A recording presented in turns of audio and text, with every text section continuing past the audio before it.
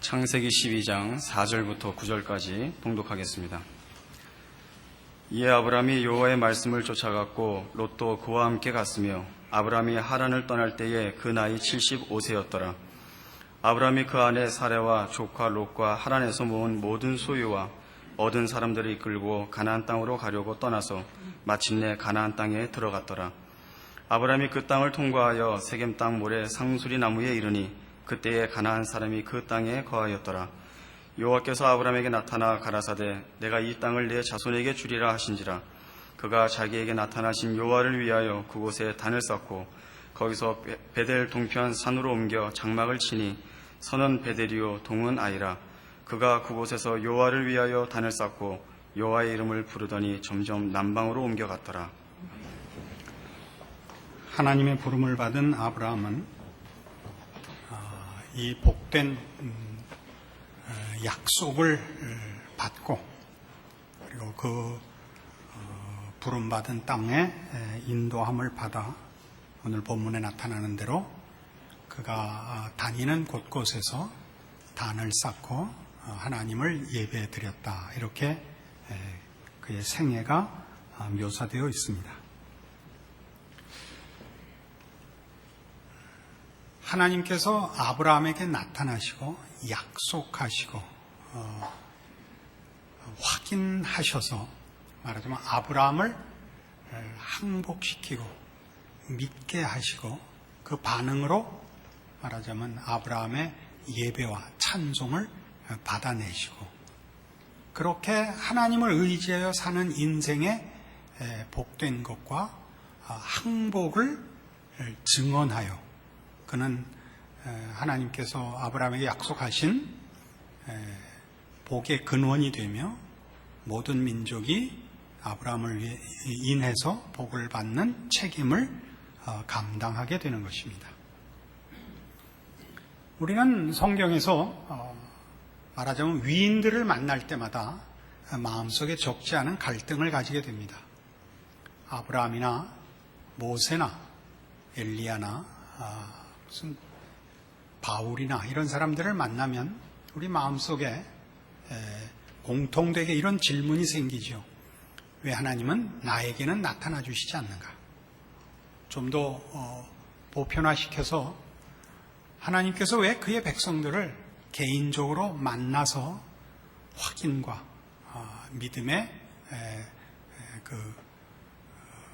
확인을 시켜주시지 않는가 하는 생각을 우리가 모두 하게 됩니다. 성경을 자세히 보시면 이런 아브라함이니 엘리야니 모세니 하는 위인들이 자신의 남다름을 확인받는 것으로 부름을 받는 것이 아니고 하나님께서 그들을 세워 모두를 만나시는 일을 위하여 그들을 선택한 것을 보게 됩니다. 오늘 이 장면만 해도 아브라함의 남다름, 아브라함의 특별함을 성경이 강조하고 있는 것이 아니고 아브라함을 세워서 일하시는 하나님의 특별한 계획을 얘기하고 있는 것입니다.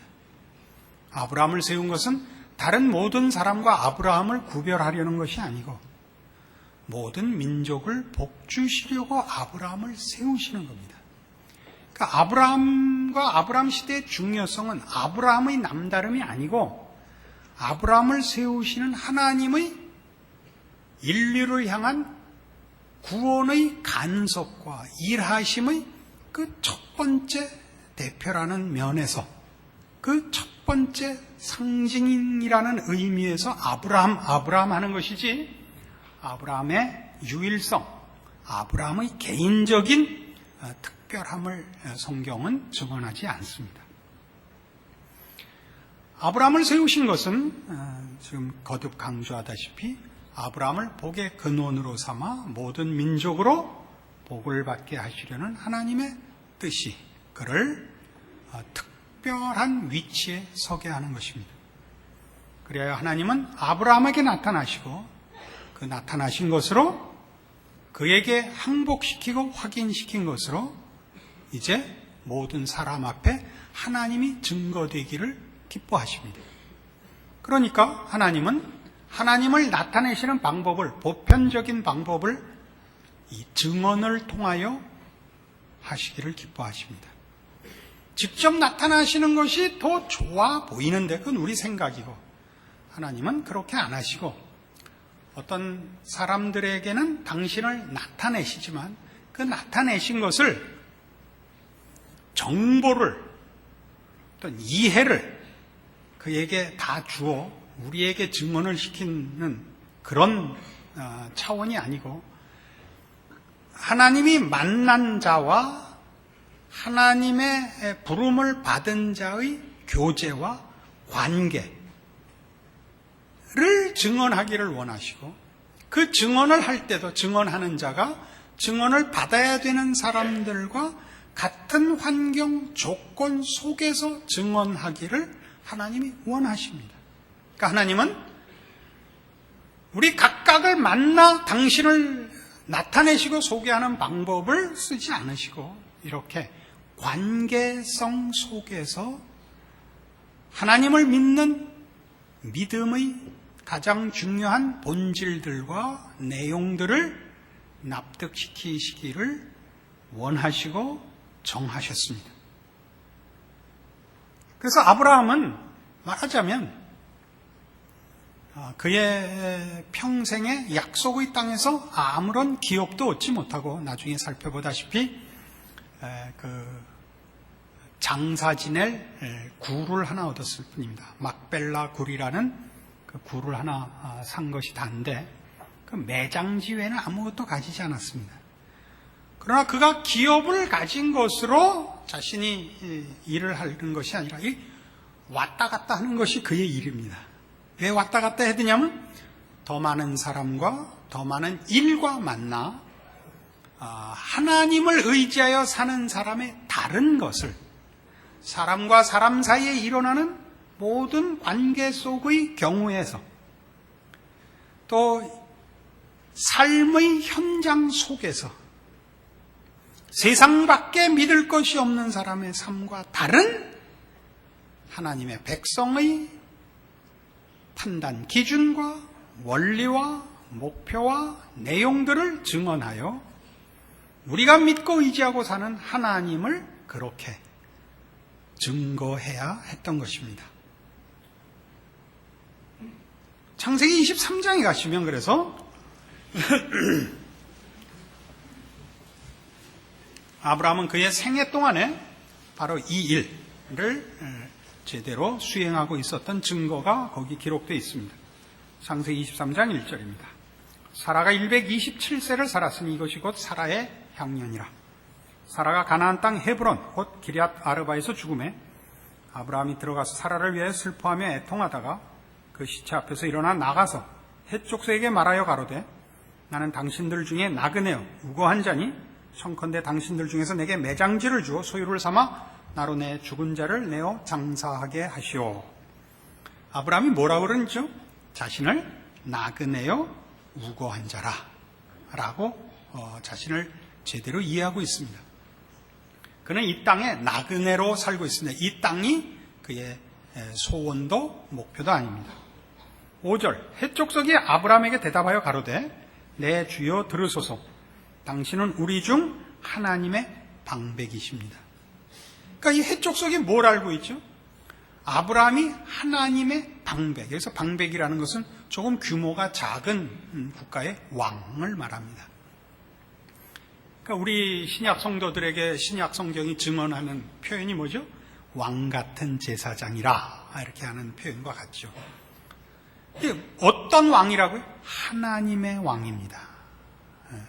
아브라함의 생애와 아브라함의 개인 존재를 통하여 그들이 하나님을 알고 있습니다. 아브라함의 어떤 세력, 무슨 어떤 것들로도 그들은 아브라함을 이해하지 않고 바로 이것, 하나님을 믿고 의지하여 사는 자로서 아브라함을 저들이 분명하게 이해하고 있고, 이것이 아브라함 생애의 축복이자 큰 책임인 것입니다.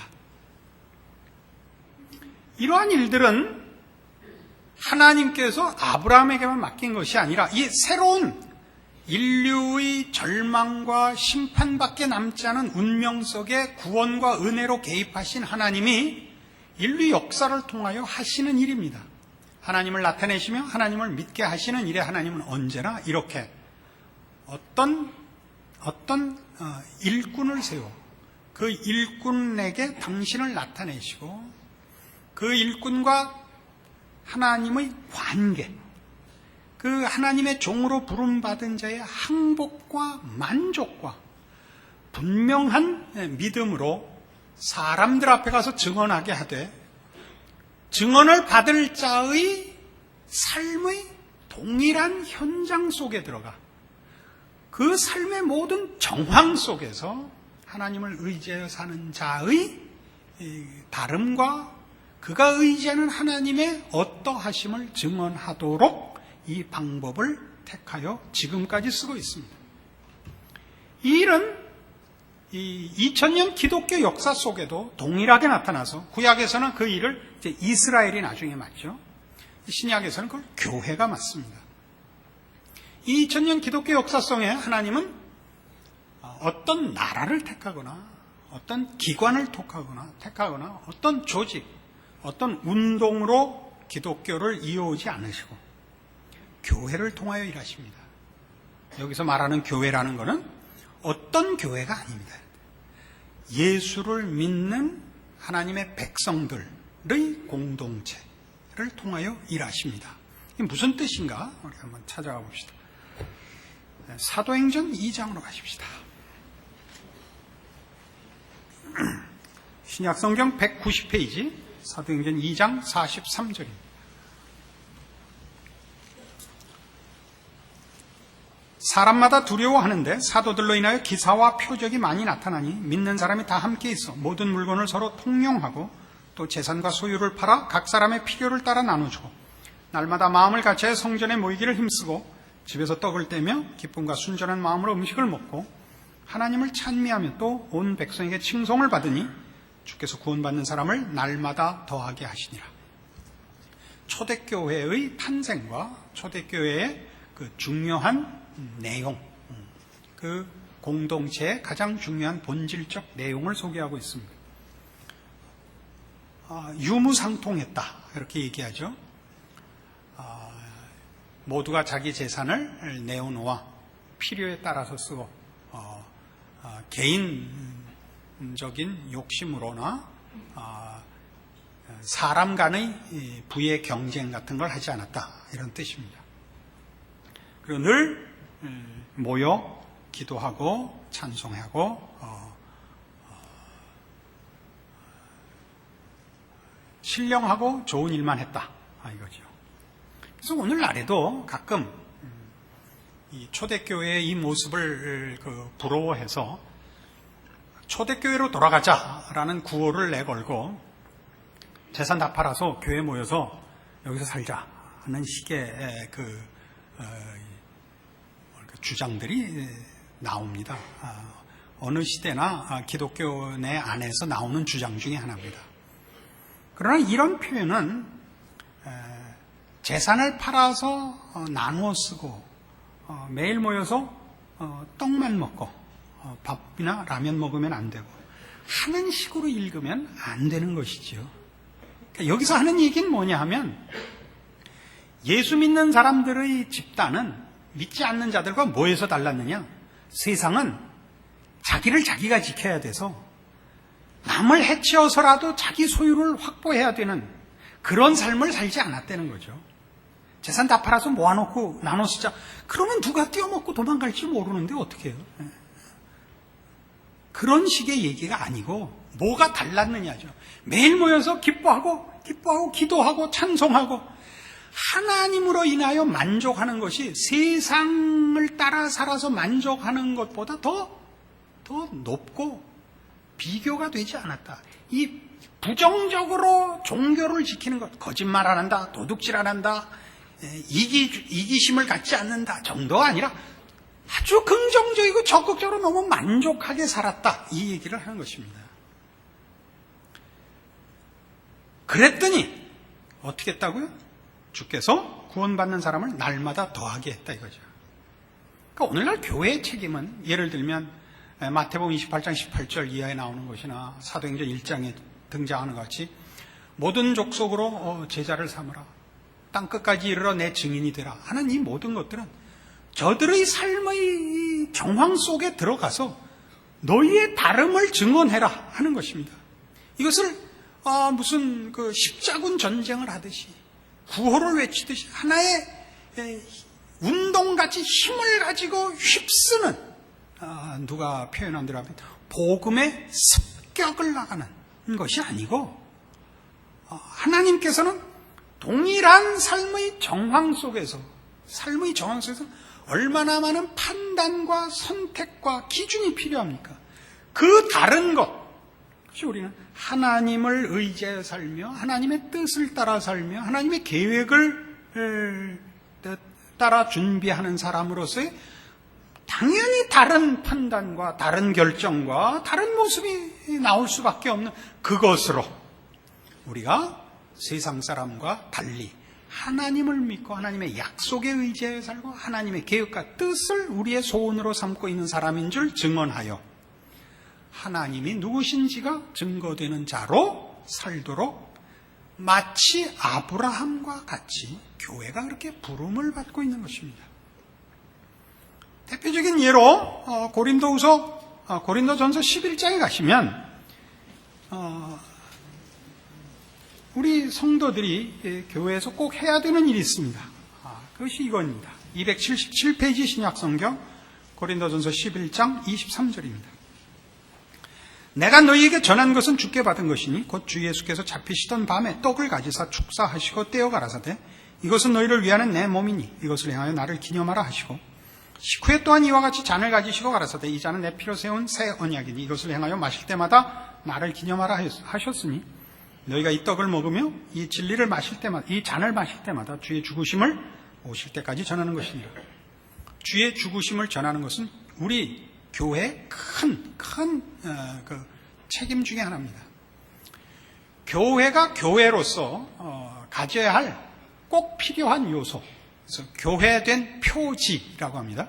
교회의 표지로서 세 가지를 요구하고 있는데 그 하나가 말씀의 선포입니다. 하나님 말씀의 선포. 둘째가 성례의 집행입니다. 그래서 말하는 성례는 세례식과 성찬식입니다. 그 성찬식, 예수의 죽으심을 기념하는 성찬식, 그리고 권징의 시행입니다.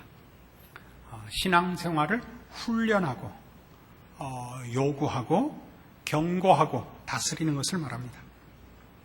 그 중요한 요소 중에 하나인 이 성찬의 내용이 뭡니까? 주의 죽으심을 기념하는 것입니다. 주의 죽으심이라는 말 속에는 사실 기독교 신앙이 갖는 가장 본질적인 내용이 함축되어 있습니다. 우리 이렇게 쉽게 우선적인 질문부터 할 수 있습니다. 예수님이 왜 죽었냐? 죽은 게 뭔데? 예수 죽은 게 왜 우리가 상관있냐? 내 죄를 위해서 죽었기 때문이다. 우리가 무슨 죄를 졌길래 하나님이 우리를 그의 형상대로 지었으나 우리가 하나님을 배반하여 죄인이 되어 죽을 수밖에 없게 되었기 때문에. 그럼 예수님이 어떻게 우리 대신 죽어서 우리가 구원을 받을 수 있느냐?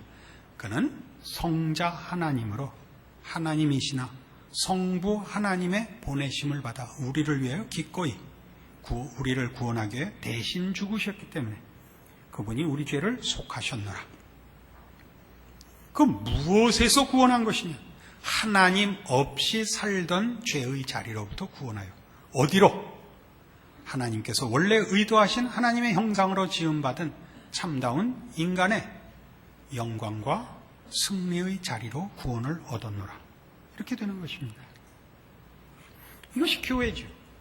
그러니까 교회 안에는 바로 이 신앙 고백을 하는 자들의 집단이 공동체로 모여 사람과 사람이 살면서 가지는 모든 삶의 정황을 만나게 됩니다.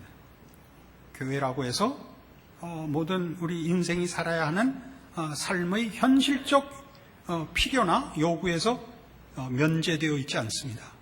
먹어야 하고 얘기해야 되고 의논해야 하고 결정해야 하고 하는 일들이 있습니다. 그때 우리는 세상과 다르다 이겁니다. 다툼이 없고 싸움이 없다는 얘기가 아니라 그걸 어떻게 하느냐죠.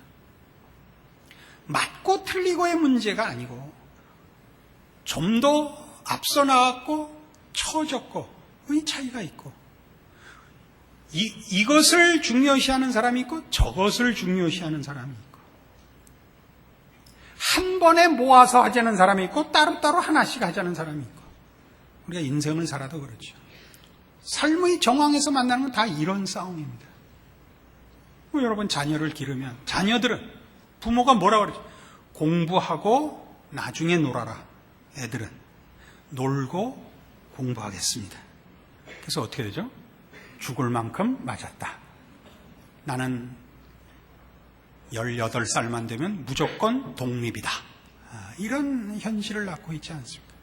그래서 교회는 그런 여러 가지 싸움 속에 신앙적인 기준을 가진 싸움에서 한 마음을 가져야 합니다. 죄를 선택의 내용 속에 넣을 수 없다. 이런 분명한 그 배제와 배타적 선택이 있습니다. 그러나 옳은 일을 해가는 것이 옳고 그른 싸움이 아니라 옳아지는 싸움, 옳게 만드는 싸움이라는 차원에서 기다리고 용서하고 믿고 기도하는 것입니다. 여기에 말하자면 하나님께서 신약 성도들에게 맡긴 아브라함에게 시작하셨던 하나님을 증언하며 우리를 축복하는 자 복을 받고 우리를 저주하는 자 저주받는 그리하여 모든 민족이 복을 얻게 되는 참다운 선교의 중책과 문이 맡겨져 있는 것입니다. 우리는 마태복음 16장 16절 이하의 베드로의 고백 속에 나타나는 주는 그리스도시요 살아계신 하나님의 아들이십니다 라는 고백을 다 갖고 있습니다. 주께서 베드로에게 이 고백 위에 교회를 세우고 거기에 천국 열쇠를 허락하셨습니다. 동일하지 않습니까? 아브라함에게 너를 축복하는 자 내가 복을 내리고 너를 저주하는 자 내가 저주하리라나 베드로에게 내가 천국 열쇠를 네게 주리니 네가 땅에서 무엇이든지 매면 하늘에서도 매일 것이요 네가 땅에서 무엇이든지 풀면 하늘에서도 풀리리라. 동일한 것이죠. 근데 그 고백은 뭡니까? 주는 그리스도시요 살아계신 하나님의 아들이십니다 라는 우리의 고백, 헌신, 각오, 정열 위에 교회가 서 있는 것이 아니라 그 고백의 내용, 예수 그리스도는 하나님이시오 살아계신 하나님의 아들로서 우리를 위하여 오셔 죽으시고 부활하신 우리 주님이십니다. 위에 교회가 서 있습니다. 아브라함에게 하나님이 나타나셔서 내가 네게 복을 주어 너로 큰 민족을 이루고 네 이름을 창대케 하리니 너는 복의 근원이 될지라 라고 나타나신 하나님과 그 약속과 그 복이 예수 그리스도 안에서 구체화되어 주는 그리스도시요 살아계신 하나님입니다라는 베드로의 고백을 받으시는 그분이 우리를 위하여 죽으신 무엇을 위하여? 내가 너로 큰 민족을 이루고 네게 복을 주어 네 이름을 창대케 하리니 너는 복의 근원이 될지라. 와, 뭐가 다릅니까? 탕굴하지요.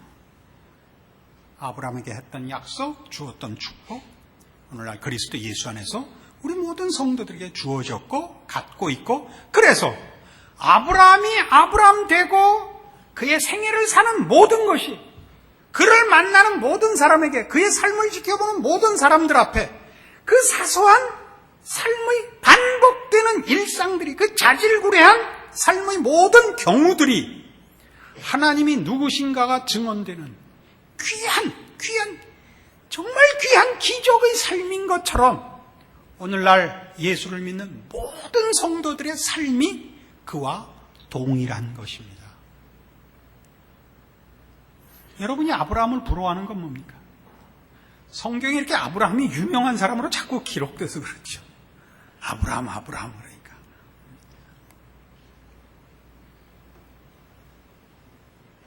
아브라함을 통해서 일하시는 하나님의 손길을 기억하신다면 여러분 하나를 통해서 하나님이 일하시는 손길도 그와 방불하며 얼마든지 크게, 아브라함은 그의 생애에 그의 후손이, 그 네 자손이 하늘의 별 같고 바다의 모래 같으리라 속에 딱 하나, 이삭 하나는 안개밖에 없어요. 그러니까 모래 하늘, 바다의 모래 하늘 같으리라가 되어버렸잖아요. 그 약속의 이삭 하나를 보고도 그가 하늘의 별과 바다의 모래를 그 소유한 자로 그의 생애를 산 것 같이, 우리 모든 성도들은 주는 그리스도시요 살아계신 하나님의 아들이십니다라는 고백을 갖게 하신, 나를 위하여 예수께서 죽으신 사람이라.